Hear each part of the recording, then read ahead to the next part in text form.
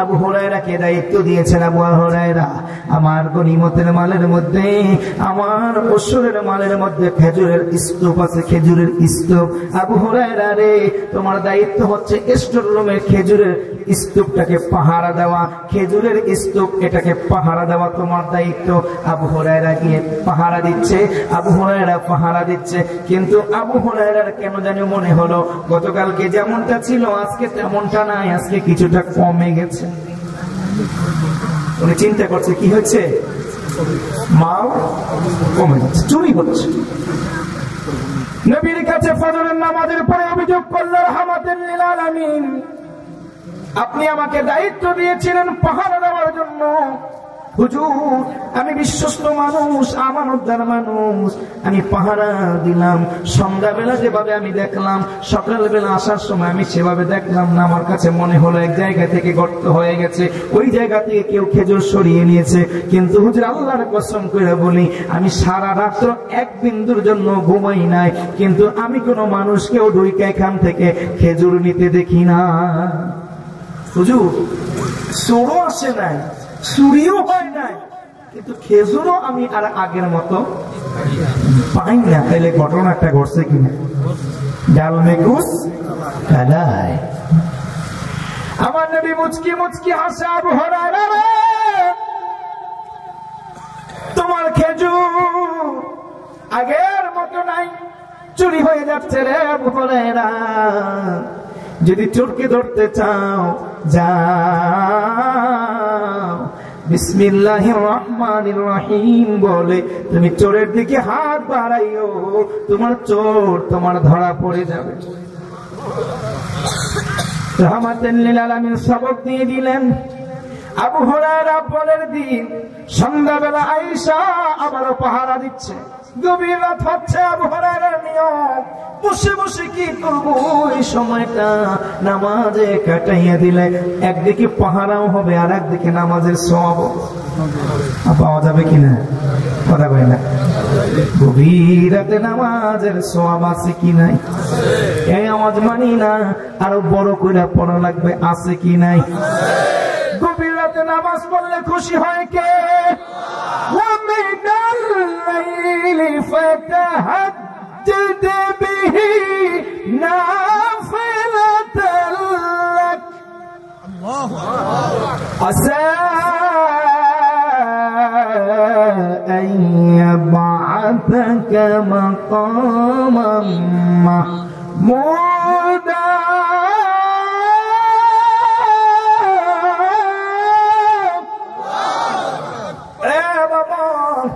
গভীর রাতে যদি 2 রাকাত নামাজ পড়তে পারো, আমার আল্লাহ বলে তোমার জন্য 2 রাকাত নামাজ আমি স্বেচ্ছায় দিয়ে দিলাম। আমি ফজর ফরজ করে দিলাম, বান্দা পড়া লাগবে, আবশ্যক না বললে কষ্ট পাবো। আমি জোহর আবশ্যক করে দিলাম, আসর আবশ্যক করে দিলাম, আমি মাগরিব আবশ্যক করে দিলাম, এশা আবশ্যক করে দিলাম। কিন্তু গভীর রাতে আর এক ওয়াক্ত নামাজ আমি আল্লাহ তোমার জন্য আশা কইরা বইসা রইলাম। ভালো করে বুঝবেন আমার গ্রামের বাবারা, আমি আসাদুল্লাহ সাইফি অন্যের মতো ওই রকম আলোচনা করতে পারি না। এখানে সাধারণ মানুষ সাধারণ কথাগুলো বলতে আমার স্বাচ্ছন্দ্য ফিল হয়। দলিল দিয়া, মশলা দিয়া, ইখতিলাফ দিয়া, মাতামাতি, চিল্লাচিল্লি, রাজনীতি করা আমার উদ্দেশ্য নয়। রাজনৈতিক মঞ্চ এটা না, রাজনৈতিক মঞ্চ আর একটা, ঠিক কিনা বলে? আমরা বলতে চাই আমল, আমরা শিখতে চাই আমল, আমরা পেতে চাই আমার আল্লাহরে, ঠিক কিনা বলেন? আমার মালিক আল্লাহ কয়, এশার দায়িত্বটা তোমার উপরে চাপিয়ে দিয়েছিলাম, কিন্তু আমি আল্লাহ আর এক ওয়াক্ত তোমার কাছ থেকে চাইয়া বইয়া রইছে, কিন্তু চাপাইয়া দিব না। স্বামী বিদেশ, বিবি বারবার স্বামীরে ফোন করে, আমার আর ভালো লাগে না, আমার আর ভালো লাগে না, একা একা থাকতে ভালো লাগে না, তোমার আর বিদেশ করা লাগবে না, চইলা আসো, চইলা আসো, তুমি আসলেই আমি খুশি। আমাদের অনিক সাহেব এই গ্রামেরই বাসিন্দা, উনি গতকালকে সৌদি থেকে আয়সা নামছে, মাহফিল উপলক্ষে উনি আসছেন। এখানে আছেন কিনা জানি না, তো উনি বললেন কি নাম? অলিন। হ্যাঁ, এই যে অলিন ভাই আমাদেরকে অনেক যত্ন করে খানা খাওয়ালেন। তো ভাইটাকে দেখলাম যে উনি বলল, হুজুর 24 ঘন্টা জার্নি করে আমি আয়েশা এই মাহফিলের মধ্যে আছি। আসলে ছবি থেকে আসা তো সহজ না। প্রবাসী বিবি বলতেছে, আসো বাড়িতে চলে আসো, তোমাকে ছাড়া আমার আর ভালো লাগে না। স্বামী বলছে, আচ্ছা 2 বছর তো থাকলাম, যাক এবার তোমার কথা মতো আমি চলবো। আমি তো আসবো, টিকিটও কাইটে ফেলাইছি, আজকে আমি রিয়াদে যাব, রিয়াদের মার্কেটে যাব, তোমার লগে কিছু আনবো, তোমার কি প্রয়োজন সেটা বল। এখন বিবি কইতেছে যে আমার কিচ্ছু লাগতো না, তুমি মায়ের জন্য আইনো, বাবার জন্য আইনো, শ্বশুরের জন্য আইনো, শাশুড়ির জন্য আইনো, ছেলের জন্য আইনো, মেয়ের জন্য আইনো, আইনো এগুলো আনলেই হবে, আমার কিচ্ছু লাগবে না। আমি তোমার চাঁদ মুখটা দেখলেই আমার হৃদয়টা ভরে যায়। এটা বউ বলে দিচ্ছে। স্বামী বারবার জোর করতেছে, বলো না তোমার কি লাগবে। না না, আমার কিচ্ছু লাগবে, আমি শুধু তোমাকে চাই, তোমাকে পেলেই আমার সবকিছু শান্ত হয়ে যাবে। এরপরেও যদি স্বামীটা ওই বিদেশ থেকে আইসা রাত্রিবেলা ঢুইকা পকেটের মধ্যে হাত দিয়া একটা হার বাইর কইরা, একটা চেইন বাইর কইরা, এক বড়ি স্বর্ণের যদি বউয়ের গলায় পড়াইয়া দেয়, বলেন তো বউটা কেমন খুশি হয়? আসলে কিন্তু বউটা কি চায় নাই, বউটা কি চায় না। বন্ধুরে হে, তুমি যে আল্লাহর গোলাম, তিনি তোমার পর না, তিনি তোমার দূরের কেউ না, তিনি তোমার বড় আপন, তিনি তোমার পরম আত্মীয়। আমার আল্লাহ বলে, বান্দারে তোর সঙ্গে আমার কানেক্টিভিটি ঠিক রাখার জন্য 5 ওয়াক্ত পাঁচগানা নামাজ আমি দিয়েছিলাম, কিন্তু তোর সঙ্গে মহব্বত বাড়াইবার জন্য, প্রেম বাড়াইবার জন্য, ভালোবাসা বাড়াইবার জন্য, ওমিনাল লাইলি ফাতাহাজ্জাদ বিহি নাফিলাতাল লাক, আমি তোমার জন্য নফল অতিরিক্ত একটা ওয়াক্ত রেখে দিলাম, যেই ওয়াক্তটার নাম হলো তাহাজ্জুদ। যদি তুমি দাঁড়াইয়া যাও, যদি তুমি তাহাজ্জুদের মুসাল্লায় দাঁড়াইয়া যাও রে বান্দা, কোন জায়গায় যাইবা জানোনি? আসা আইয়াবাতাকা রাব্বুকা মাকামান মাহমুদা,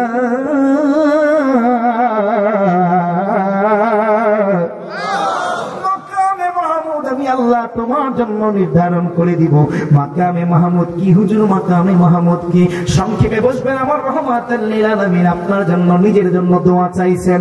নবী আমার ডেকে বলে, উম্মত রে, আজান যখন হয়ে যাবে, আজান হয়ে গেলে তোমরা প্রতিবার আজান শুনলে 2টা হাত তুইলা আমি আল্লাহর কাছে ডাইকা ডাইকা বলবা, রব আল্লাহুম্মা রাব্বা হাযিহি দাওয়াতিত তাম্মা ওয়াস সালাতিল কাইমা আতি মুহাম্মাদানিল ওয়াসিলাতা والفضيلة والدرجة الرفيعة وابعثه مقاما محمودا الذي وعدته وارزقنا شفاعته يوم القيامة إنك لا تخلف الميعاد اللهم آمين বলে। নবী আমার ডেকে বলে, জানোনি আমি আল্লাহর কাছে মাকামে মাহমুদ প্রত্যাশা করি। মাকামে মাহমুদ একটা জায়গা, প্রশংসিত একটা জায়গা রে বান্দা। এই মাকামে মাহমুদ আমার আল্লাহ একজনের জন্য বানাইছে রে। কুল কায়নাতের মধ্যে এত সৃষ্টি, কেউ মাকামে মাহমুদের অধিপতি হবে না। আমার আল্লাহ হচ্ছেন আরশে আজিমের অধিপতি। আর আমি চাই, আমি আশা করি আমার আল্লাহ আমারে মাকামে মাহমুদের মধ্যে বসাইবে। এবার ও তাহাজ্জুদ গুজারি, আমার আল্লাহ বলছে, বান্দারে আমি আমার বন্ধুরে মাকামে মাহমুদ দিব, তবে আমার বন্ধু একটা শর্ত জুড়ে দিছে। আমার বন্ধুরে যখন প্রথমবার মাকামে মাহমুদ দেওয়ার জন্য ডাক দিছিলাম, জিবরাইল যাইয়া কয়, নবী গো আসেন, আপনি আসেন রহমাতুল লিল আলামিন, আপনি মাকামে মাহমুদ থাকবেন, আমার আল্লাহ আর আপনি একত্রে থাকবেন, দুনিয়ার মাটিতে আপনার থাকা লাগবে না, দায়িত্ব কমপ্লিট হয়ে গেছে। নবী আমার জায়গায় রে জিবরাইল, ওই জায়গায় কি আমার উম্মত থাকবে নি? নবী গো দামি জায়গা, আরশে আজিমের একটা জায়গা, এখানে আপনার উম্মত থাকবে না। আমার নবী কয়, জিবরাইল রে প্রত্যাখ্যান করলাম, ফিরাইয়া দিলাম রে, যেখানে উম্মত নাই সেইখানে রহমাতুল লিল আলামিন যাইতে পারে না। জিবরাইল রে ওই আরশে আজিমে আমি যাব না, ওই চেয়ারে আমি বসবো না, আমি আমার উম্মত নিয়ে মাটির জমিনের মধ্যে থাকবো। আর উম্মতি উম্মতি বইলা আমার মালিকের কাছে উম্মতের মাগফিরাত কামনা করব। বাবারে, কোন নবীর উম্মত আপনি জানেননি? কোন প্রেমিক নবীর উম্মত আপনি জানেননি? আমার আল্লাহ দাওয়াত দিছে আরশে আজিমে থাকার জন্য। নবী উম্মতের মায়ায় যায় না, আমার আল্লাহ এটা দেখছে কি দেখছে না? আল্লাহ কয়, বন্ধুরে তুমি উম্মত চাইরা মাকামে মাহমুদে আসলা না, উম্মত চাইরা আরশে আজিমে থাকবা না রে বন্ধু। আমি তোমার জন্য মাকামে মাহমুদকে সম্প্রসারিত করলাম, প্রসারিত করে দিলাম রে। আমার মাকামে মাহমুদটা বাড়াইলাম, আসন বাড়াইলাম, তবে সবার জন্য না। যারা তোমারে ভালোবাসে, আমারে ভালোবাসে, রাত্র গভীর হবে, আরামের বিছানায় যাইবে, কিন্তু পুরোটা আরাম করবে না গো নবী। ওইটা আবার দাঁড়াইয়া আমার কদমে সিজদা দিবে, তাহাজ্জুদ পড়বে। ওদের জন্য আমি আল্লাহ তোমার সঙ্গে মাকামে মাহমুদে থাকার ব্যবস্থা করে দিব। নারায়ে তাকবীর। আবু হুরায়রা কোন দাঁড়াইয়া কি হবে? আমি তাহাজ্জুদ পড়ে কাটাই। আবু হুরায়রা নামাজের মধ্যে দাঁড়াইয়া গেল। এমন সময় আবু হুরায়রার মনে পড়ে গেল নবী না চোর ধরতে বলেছে। নামাজটা শেষ করি না, আবু হুরায়রা যেই না মাত্র দোয়া পড়া তাকাইলো সামনে, দেখে চোর একটা দাঁড়াইছে, জীর্ণ শীর্ণ, গায়ে কাপড় নাই, পেটে খাবার নাই, একদম হাতটা শুকিয়ে গেছে। আবু হুরায়রার সামনে দুইটা হাত সারেন্ডার করে বলে, হুজুর 3 দিন 2টা কোনো ঘরে খাবার নাই, না খেয়ে আছি হুজুর, সাইরা দেন, সাইরা দেন, আসবো না। আবু হুরায়রা চিন্তা করছে এত দুর্বল, রাসূলের কাছে গিয়ে বলবো, যাক তুমি চলে যাও বাবা, আর কোনোদিন চুরি করতে আইসো না, চুরি করলে কিন্তু হাত কেটে দেওয়া লাগবো, ঠিক কিনা? নবী ফজরের সময় আবু হুরায়রার দিকে তাকাইয়া বলে, আবু হুরায়রা চোর কি ধরছিলাম? হুজুর চোর তো ধরছিলাম, কিন্তু আয় হায় ওর যে চেহারা, এই চেহারা দেখে কি হুজুর আর ওর প্রতি রাগ আসে? আবু হুরায়রা চিনলি না রে, এটা তো চোর না, এগুলো বাটপার। এটা কি? এটা চিটার। এটা জিন ছিল। এটা কি? জিন ছিল। আবু হুরায়রা ওর কথা রাখবে না, আবার আজকে আসবে। আবার আবু হুরায়রা পরের দিন রাত্রে নবীর কথা মোতাবেক চোর দইরা ফালাইছে। এবার আবু হুরায়রা দেখে বলে, কি রে পাগলা, তোরা নিশ্চিত করে দিলাম আসবি না, কেন আজকে আসছো? হুজুর ছেলে মেয়ের কান্না কাটি দেখা সহ্য করতে পারি না, ভাবছি আপনি দয়ার মানুষ, গতকালকে মাফ করে দিচ্ছেন, আজকেও মাফ করে দিবেন, এই জন্য হুজুর আসছি, আমার ছাইরা দেন। হ্যাঁ হ্যাঁ, আমি গতকালকে পরিচয় লুকাইছিলাম, আজকে বলি আসলে আমি জিন। নবী সত্য কথা বলছি, হুজুর মাফ করে দেন। পরিচয় দিছে, আবু হুরায়রা ছাইরা দিছে। তবে মুচকি মুচকি ফজরের সময় হাসে আবু হুরায়রা, চোরের ঘটনা কি? হুজুর দেখাইটা পড়ছে, মাফ করে দিছি, আর বলছে আসবে না। আবু হুরায়রা রে বাটপার, কোনদিন তার কথা রাখে না, সে চিটারি কইরাই যায়, আজকেও আসবে। আবার পরের রাতে 3 দিনের দিন আবু হুরায়রা চোর ধরল। এবার বলতেছে, হাত তোরে আমি আর ছাড়বো না, আমার মন গলাইতে পারবি না, আমি আজকে তোরে রাসূলের কাছে নিয়ে যাব, হাতটা একদম গোড়ার থেকে কাইটা দেবো, আমি তোর জন্য সুপারিশ করবো যাতে করে হাত কাইটা দেয়, কারণ তুই এত বড় বাটপারি আমার সঙ্গে করেছ, রাহমাতাল লিল আলামিনের সঙ্গে করেছ। চোর কান্দে, হুজুর সাইরা দান, আর আসবো না। আবু হুরায়রা কয়, বাটপার, আর হবে না, আর হবে না, কোন সুযোগ নাই, আমি তোরে আর ছাড়বো না। এবার চোরের তো বাঁচা লাগবে, ঠিক কিনা? চোর এবার কয়, হুজুর আমি আপনারে আজকে একটা গোপন কথা বইলা দিবার চাই, এই গোপন কথাটার বিনিময়ে আমারে ছাইরা দিবেন। কয়, কি কথা আগে বল, বলে চিন্তা করবো ছাড়বো কি ছাড়বো না। আবু হুরায়রা রে কোরআনে সূরা বাকারায় আল্লাহ আয়াতুল কুরসি দিছে। আয়াতুল কুরসি পড়িরা যদি আপনি ঘরের দরজাটা লাগাইতেন, আমি চোরের, আমি জিনের সাধ্য নাই, কোন শয়তানের সাধ্য নাই আপনার ঘরের মধ্যে ঢুইকা আপনার কোন অনিষ্ট করতে পারে। হুজুর আয়াতুল কুরসি পড়ে দরজার খিল লাগাইলে চোর ঢুকবে না, বাটফাট ঢুকবে না, চিটার ঢুকবে না, শয়তান ঢুকবে না, ইবলিস ঢুকবে না, কিচ্ছু ঢুকবে না, ঘর একদম নিরাপদ পুরো রাতের জন্য। হুজুর এই যে আমি আপনাকে বলে দিলাম, কালকে থেকে তো আপনি আমল করবেন, আমার তো আর ঢোকার সুযোগ থাকবে না যে আজকে আমার চাইরা দেন। আবু হুরায়রা চিন্তা করছে, আল্লাহ তো কইছি হাল জাযাউল ইহসান ইল্লাল ইহসান, ইহসানের বিনিময়ে তো ইহসানই করতে হয়। ও আমাকে এত বড় একটা আমল শিখাইছে, আমার ওর একটু ইহসান করা দরকার না?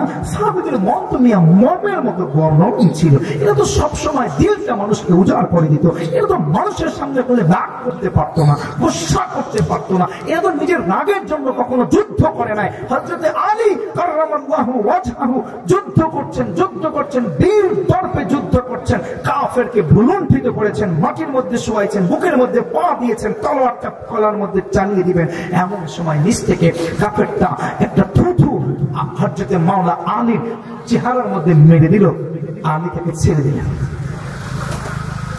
কাফের উঠে দাঁড়ালো, যুদ্ধ করবে কি? এবার সে অবাক হয়ে বলে, আলী, ও আলী, তুমি না আমাকে জবাই করার কথা, আমি না তোমার সঙ্গে তোমাকে কতবার আক্রমণ করলাম, কতবার তোমার উপরে আক্রমণ চালালাম, একটু 19 থেকে 20 হয়ে গেলে তুমি এতক্ষণে শহীদ হয়ে যেতা, তুমি এতক্ষণে মারা যেতা, অথচ সেই তুমি আমাকে পায়ের মধ্যে ফেলাইলা, আমি রাগ কইরা ঘৃণায় তোমার উপরে থুথু মারলাম, আর তুমি আমাকে ছেড়ে দিলা, ব্যাপারটা কি? আলী বলে, পাগলা, তুই কি বোঝো না?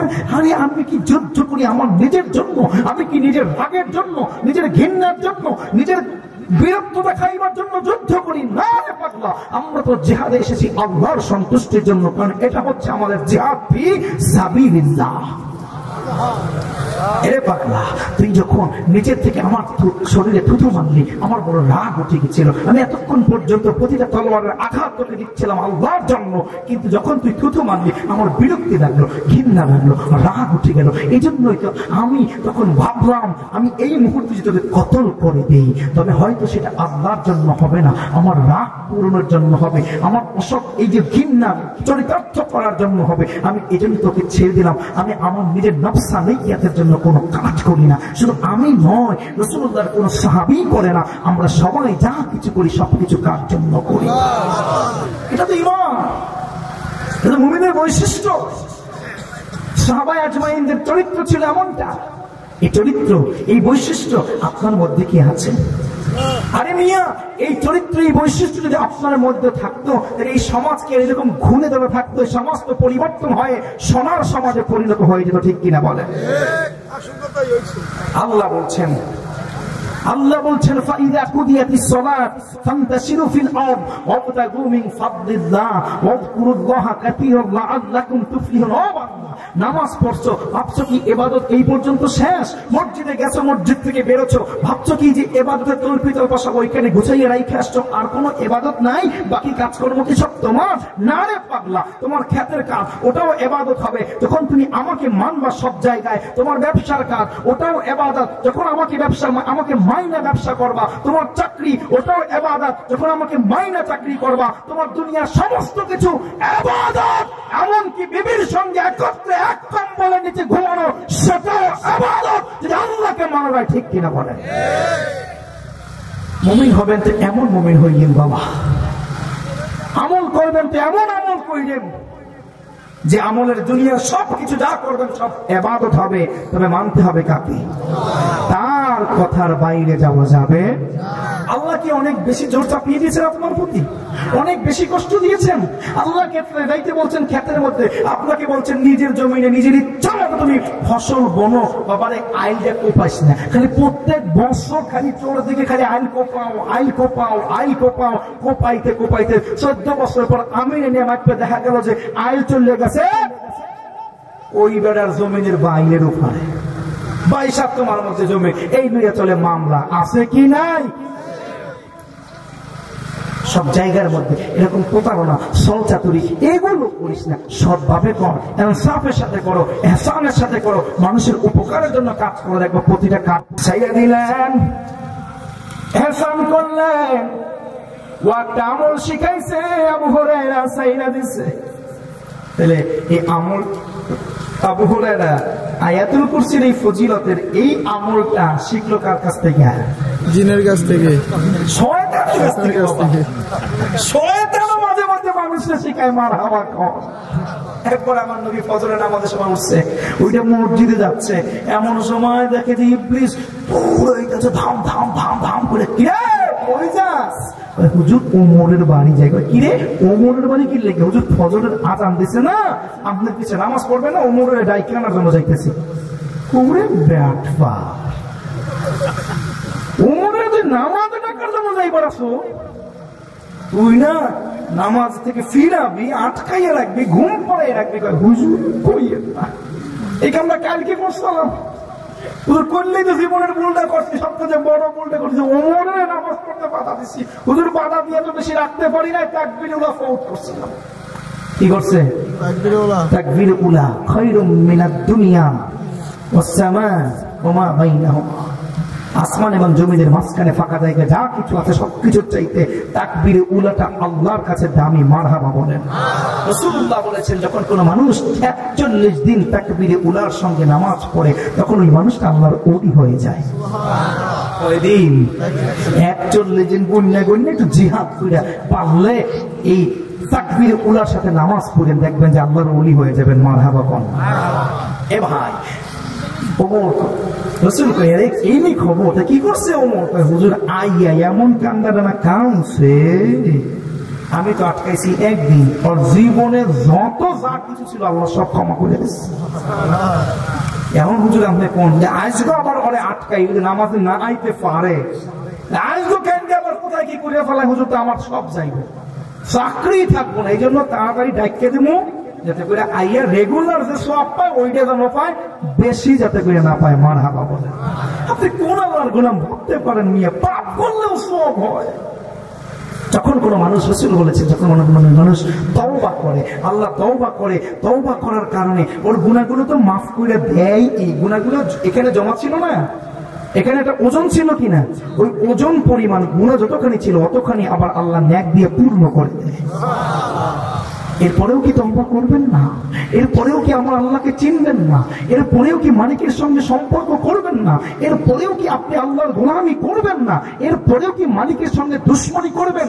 এরপরেও কি ভাববেন যে হুজুর এই সমস্ত মোল্লা আনা কথা আসলে সমাজে চলে না, ব্যবসায় চলে না, ব্যবসা করতে হলে বাঁকা আঙ্গুল দিয়ে করতে হয়, রাজনীতি হুজুররা করতে পারে না, এগুলো আমাদেরকে করতে হয়। হুজুর মিথ্যা কথা ছাড়া আসলে দেশ চলে না, হুজুর মিথ্যা কথা দিয়ে চলতে হয়, হুজুর সুদের কারবার ছাড়া আমরা চলতে পারি না, অর্থনীতি চলে না, ওই সমস্ত মোল্লাওয়ালা ৫,০০০ টাকার বেতন দিয়ে আসলে কি সংসার চলে? হুজুর সুদে লাগবে না কেন, দেশটাই চলে এখন সুদে।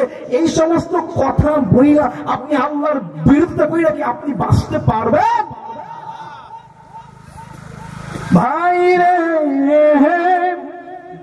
নবীর কাছে আবু হুরায়রা, নবী আমার দেখে বলে, আবু হুরায়রা চোরের কি খবর? তাই হুজুর চোর আজকেও ধরছিলাম, তবে আমার একটা শিখাইয়া দিয়ে গেছে, হুজুর আয়াতুল কুরসি পড়লে নাকি আর কোনদিন চোর প্রবেশ করবে না, জিন প্রবেশ করতে পারবে না।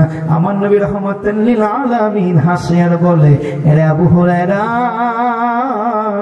যদিও শয়তান ই কিন্তু কথাটা মিথ্যা বলে না। যদিও এটা শয়তান, যদিও এটা বাটফার, কিন্তু ও যে কথাটা বলছে আবু হুরায়রা, কথাটা সত্য, ঠিক কিনা বলেন? এবার বলেন তো, কোরআনের তলে আশ্রয় নিলে পুরো ঘর নিরাপদ করে দেন কে? আরো জোরে বলেন না। কোরআনের তলে আশ্রয় নেওয়া দরকার আছে কি নাই? আরো জোরে বলেন, আছে কি নাই? আরে ভাই, মনে রাখবেন, দুনিয়ার মধ্যে কোরআনকে যারা হাতিয়ার বানায়, কোরআনকে যারা ঢাল বানাবে, আমার আল্লাহর শায়েরকে যারা ঢাল বানিয়ে চলবে, দুনিয়ার কোনো বাধা তাদের কোনো ক্ষতি করতে পারবে না। রক্ষা করবেন কি আল্লাহ?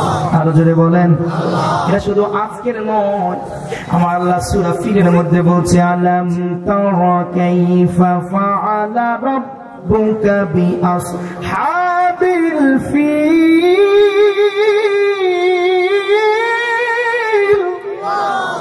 আলাম ইয়াজআল কাইদাহুম ফি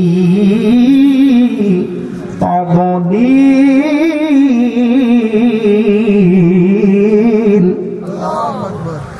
ওই যে আবরাহা ইয়ামেনের বাদশাহ গির্জা বানিয়েছে, হজ করার জন্য দাওয়াত দিছে, কিন্তু লোকেরা যায় না। কেউ একজন যাইয়া আগুন দিয়া পোড়াইয়া দিছে, রাগটা কাবা ঘরের উপরে আর মক্কার উপরে।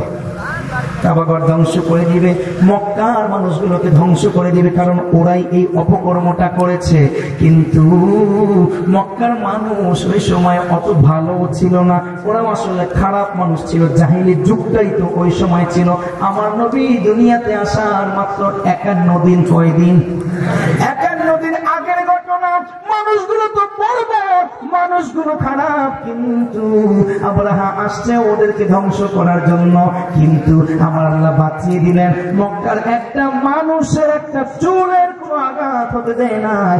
বরং আমার আল্লাহ বলে আমি আল্লাহ ওয়া আরসালা আলাইহিম তায়রান আবাবিল তারমিহিম বিহিজারাতিন মিন সিজ্জিল ফাজআলাহুম কাআসফিন মাকুল। আবরাহার বাহিনীকে ঘাসের সঙ্গে মিলাইয়া দিছি। মক্কার একজন লোকেরও কোনো ক্ষতি হয় নাই, একটা বাচ্চা শিশুরও কোনো ক্ষতি হয় নাই। মক্কার একটা ঘরের একটা টিনের খণ্ড পর্যন্ত ছিন্ন ভিন্ন হয় নাই, একটা তাঁবুর একটা কোনাও কোনো জায়গা থেকে ছেড়ে নাই। অথচ আবরাহার বাহিনী ধ্বংস হয়ে মাটির সঙ্গে মিশিয়ে দিয়েছেন কে? প্রশ্ন হলো ইয়া রাসূলুল্লাহ,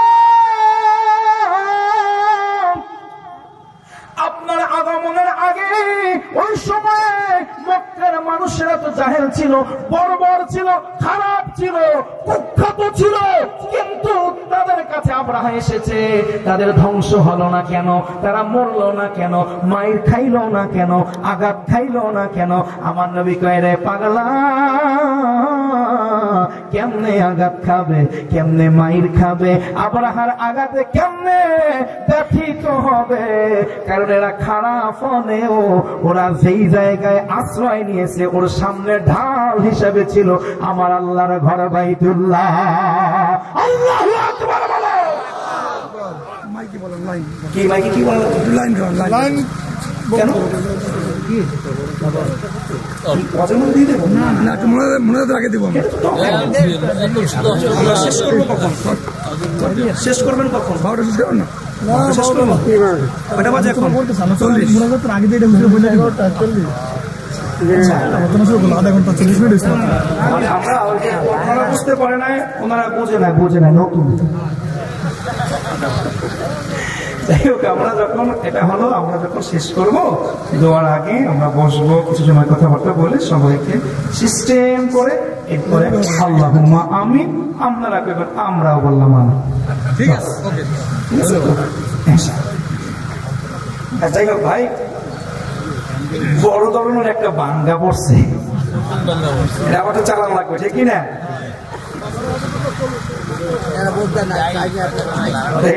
গজল দিয়ে চালাইতে হইবে।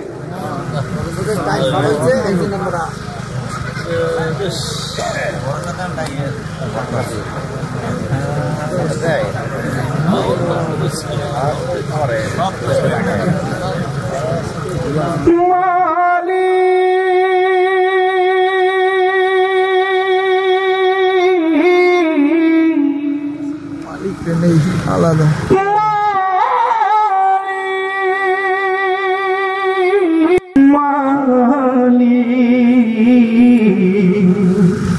একটি ঘর বানিয়ে দিও,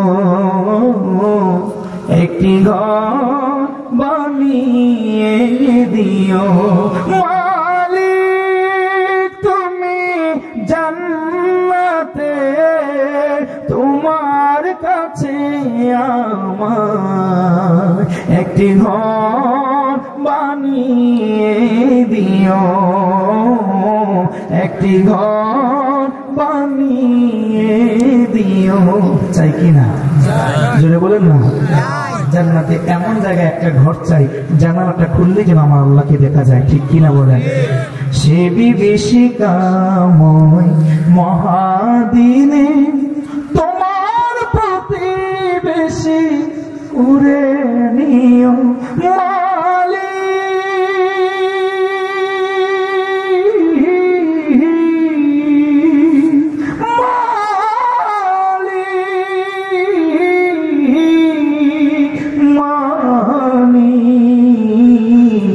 একটি ঘর বানিয়ে দিও, যেদিন কেহ আসবে না কারো কোনো কাজে, যেদিন পাপী পাপের বোঝায় পড়বে না যে, পুলসিরা পার হতে গিয়ে পিছলে যাবে কত পথিক, আবার কেহ পূর্ণ নিয়ে পার হয়ে যাবে ঠিক ঠিক। সে মহাদিনে মহাক্ষণে, সে মহাদিনে মহাক্ষণে পার করে তুমি নিও মালি, মালি। একটি ঘর বানিয়ে দিও, একটি ঘর বানিয়ে দিও, তুমি দিও হাউজে কাউসারের পাশে স্থান, দিও তুমি শীতল আরশের নিচে সম্মান, প্রিয় রাসূলের প্রিয়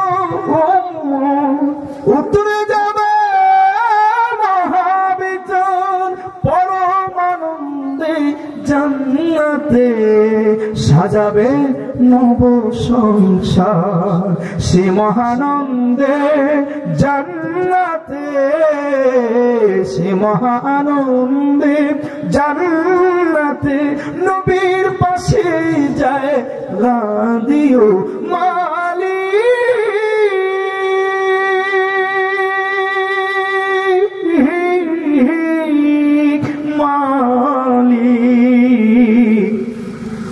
একটি ঘর বানিয়ে দিও, একটি ঘর বানিয়ে দিও, একটি ঘর বানিয়ে দিও। আমিন। এ আওয়াজ হবে না, আরো জোরে বলো আল্লাহুম্মা আমিন। কেন ঘরটা চাই রে বাবা? ওই যে শুরু করছিলাম, আল্লাহ বলে রে পাগলা, ওরা কাফের হতে পারে, ওরা বেদিন হতে পারে, জাহেল হতে পারে, কিন্তু আশ্রয় নিয়েছে কাবা ঘরের কিনারায়। এজন্য আমি কাবার দুশমন দিয়া ওদের মারতে পারি না। বন্ধুরে বাবারে, কমিটির ফরমান এসে গেছে, 12টায় শেষ করবো। এবার আর একটু বুঝেন কেন এগুলো বললাম, ছায়াটা কেন দিলাম। শুরুই করেছিলাম আরশের ছায়া, আর কতগুলো দৃষ্টান্ত দিলাম, কোরআনের ছায়া, কাবার ছায়া। এবার আসো গো বন্ধু, আমার নবীর ছায়ায় গেলেও লাভ আছে কি নাই? আরে পাগলা কেমন লাভ, শেষ দৃষ্টান্তটা জেনে নাও। নবীর ছায়ায় যদি যাওয়া যায় রে বাবা, নবীর ছায়ায় যদি বসা যায় রে বাবা, নবী লাগবে না। এখন যেমন নবী নাই, 1500 বছর আগে নবী ছিল।